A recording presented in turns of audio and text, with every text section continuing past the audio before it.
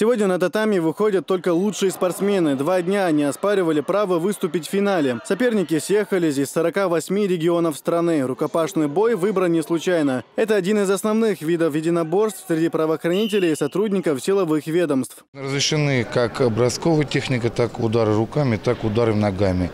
Запрещены удары, естественно, в позвоночник, затылок, ниже пояса. Вот. А так вся борцовская техника, ударная, боксерская и ногами можно бить.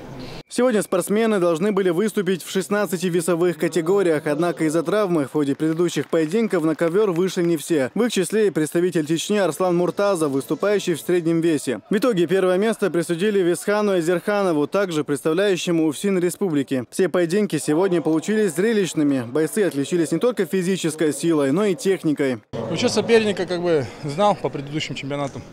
Знал его, где сильные качества, знал, где слабые. Поэтому где более слабые его места, туда и надавил, поэтому и победил. Мой соперник Фролов Роман был слаб именно в борцовской технике, поэтому я старался после ударов проходить в ноги.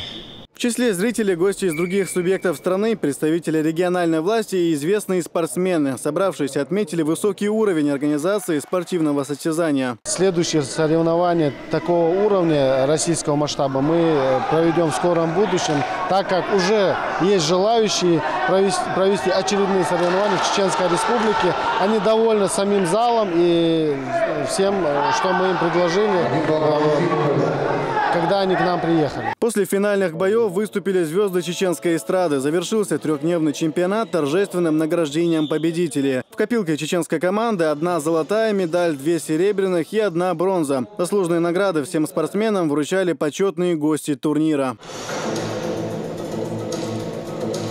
Сайхан Цинцаев, Муслим Типаев, Абубакар Абазов. Новости.